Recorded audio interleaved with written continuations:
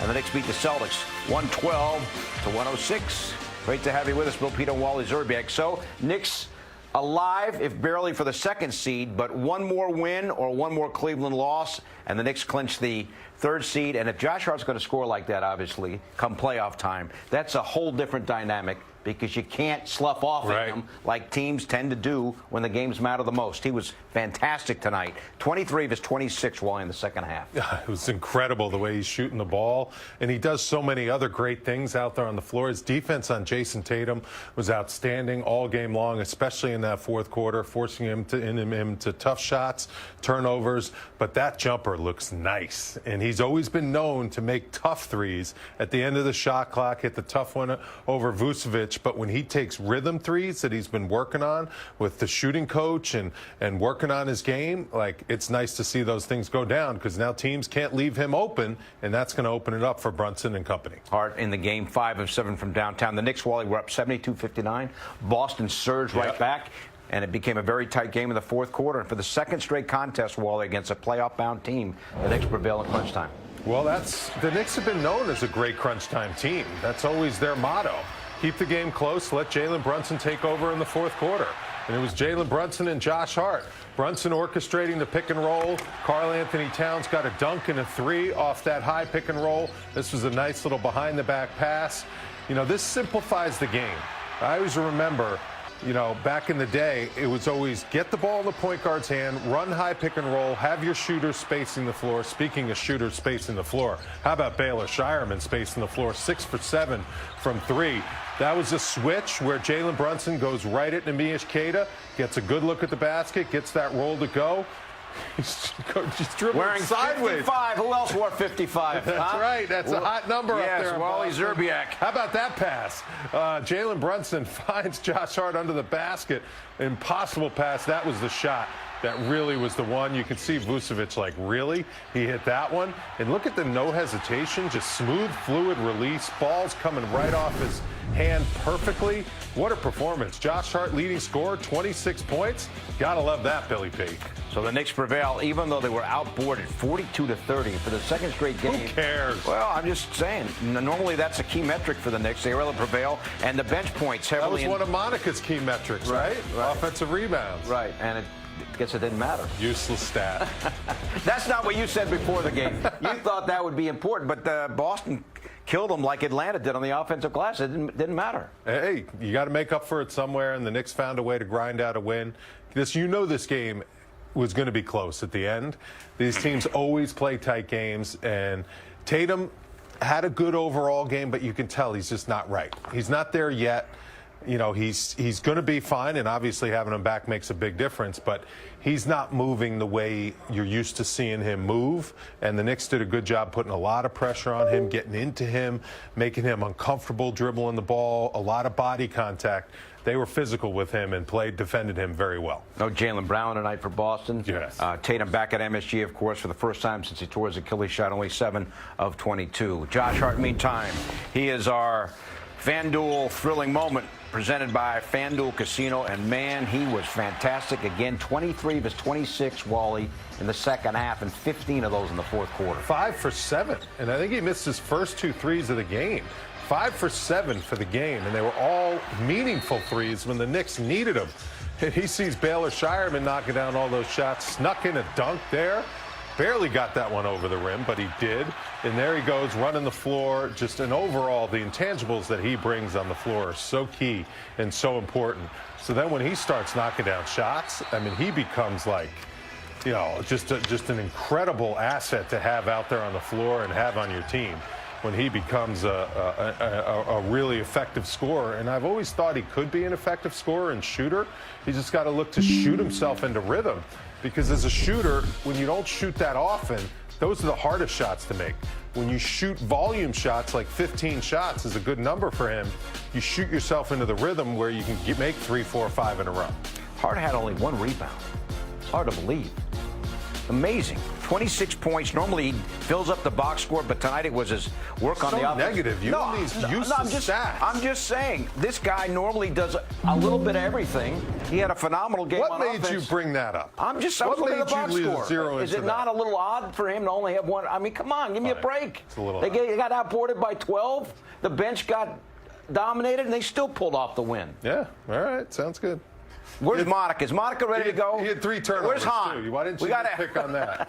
It's a really good win. It is a great win. Jalen Brunson, he is the subject of our Blue Air feature. Breathe like a winner, and he was fantastic. He had another big game with the 10 assists. Went for 25 points. How about the fourth quarter execution? The pick and roll, you put the ball in his hands, just making the right basketball play. That's not easy to do in the fourth quarter when the defense is locked in, the defense is aggressive, and they're trying whatever they can to stop you.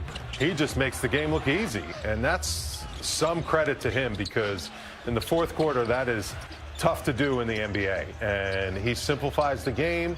He picks apart the opponent. And this is a pretty good defensive team in the Boston Celtics, but Jalen Brunson just manipulated matchups however he wanted. He also moved the ball very well, got the ball in other guys' hands, made the right decision the whole time, and he only had 1 rebound, though. So Jalen's assist total. We don't care about Brunson's rebounding. Okay, I'm just saying. Is Monica ready? Did you say Monica was ready? Not yet. Who cares if Brunson only got 1 rebound? Who cares if Josh Hart gets only got 1 rebound? That's significant. Okay, fine. Meantime, Baylor Scheierman wore 55. I wish the Celtics would have retired that number, so we never. What's it like to see a guy in your old uniform do that? It looks good, man. He's got that long name starting with an S. You know, it was Zerbiak, now it's Scheierman. Listen, he was a great player at Creighton. You know, we saw him battle in the Big East, and they got him last pick in the first round. And you could tell he was very tough on defense and rebounding in college. You know, he's a streaky shooter, but he's come in and really helped this team solidify them on the perimeter. He'll guard anyone. He gets after it. He's aggressive on defense and has the right mentality. And when he can start shooting the ball like this, he's shooting the ball 38% from the three-point line this season. He's a guy that's gonna be effective, it looks like, in this league for a long time. That's how one of the guys that's helped Boston withstand the losses of Cornette, KP, Holiday, and all the people, Al Horford, who are not on the team. Monica Mcnutt, please help me. Wally and I, it's not going very well in here, Monica. I don't know if you heard any of that, but take it away. No, what did I miss? What? I don't know. I mentioned Josh Hart only had 1 rebound despite the phenomenal job on offense. He's nitpicking the rebounds. The Knicks got smoked on the boards, and I mentioned that was a key to your victories, is getting the rebounds. It was. And then he picked apart Josh Hart only 1 rebound, so I brought up the fact that Jalen Brunson only had 1 rebound. If it's fair, it's fair. Now, listen, tonight, we're not going to focus on the negative, Pito. Come on, lock in. That's right. I'm just reading the box score. That's fair. And with no editorial comment. Listen, I got you, and I will be the first to acknowledge that I would like to see more offensive rebounds. But on the night where you shoot 42% from the three-point line and you get the heroics and the stops that you need in the fourth quarter, I think there's a lot of good to take from this one. Of course, you'll go back and look at film. I personally think, and Wally, you tell me, because you know how it is to be playing this time of year, about to roll into the postseason. I expect to see a little bit of a different defensive scheme when it comes to guarding Karl-Anthony Towns, even putting more pressure on Jalen Brunson to get the ball out of his hands if we do meet, or if the Boston Celtics and the New York Knicks are to run into each other in the postseason. But as far as tonight was concerned, I thought the team played with great focus. I thought they played with great energy. When they needed it the most, they got their guy, Josh Hart, who we all know is a utilitarian type of player, both on the floor and what he represents in the locker room. He had a big game. He's one of the guys that truly all of us can get behind and be joyous about having a night like that. It was awesome. I mean, the competitive nature in game, 80 of the season going into the playoffs, the way the guys played. But, Monica, I want your true assessment. Okay. What are your thoughts on Jason Tatum? He looked more like himself in the second half. Wally, he's played 17 games. I think for a guy coming back from an Achilles, who's only played 17 games, who was back in the building where the injury happened, I think he looks fine. Here's the thing. You can't leave him open still. And if you see him in front of you as a defender, you have to respect that. So I think this will be one of the scenarios for him as you roll into the postseason, where he gets better game by game, series by series. Is he 100% himself yet? No. But is he still pretty damn good? I would say so. Monica, we talked a lot in the pregame about the 2-man game between Jalen Brunson and Karl-Anthony Towns. We saw a lot of that against Atlanta the other night. What did you see tonight with those two working together? Yeah, that definitely came back into the forefront in the fourth quarter in particular, where we had some big baskets. I loved that play by Karl Anthony Towns because it just demonstrated tremendous body control of a guy his size. And then there, we know how lethal Jalen Brunson can be when he's able to get 2 feet in the paint. I think we're going to see a lot of this moving forward. I think it will continue to open up actions, not just for the two of them, but you saw it tonight. Quality three-point shooting from the corners. OG Anunoby, I think, got involved in one of those actions, and Josh Hart made himself available as well. So this is going to be important because the thing about it, and we talked about it pregame, is you have to create space, right? You have to figure out a way to shift defenses so guys can get decent looks. So I'm excited about where this can go. I'm really excited, too. The game looked so easy for the Knicks in the fourth quarter. They just looked like they were on point, exactly where everyone needed to be, and it's a spacing thing, too, because you have shooters surrounding Kat and also Jalen Brunson. So Jalen Brunson, when he knows where his guys are and he can kind of pick apart the defense, he's just he's the best in the league in clutch moments. I mean, he was last year clutch player of the year. He hasn't had as many close games to do it this year, but now down the stretch, he's reminding everyone how good he is in the last 5 minutes at just picking the other team apart. All right, Monica, we want to revisit your recipe for success. Yeah. How did all of this work out? So, all right, so offensive rebound tonight, bop, fail, wrong.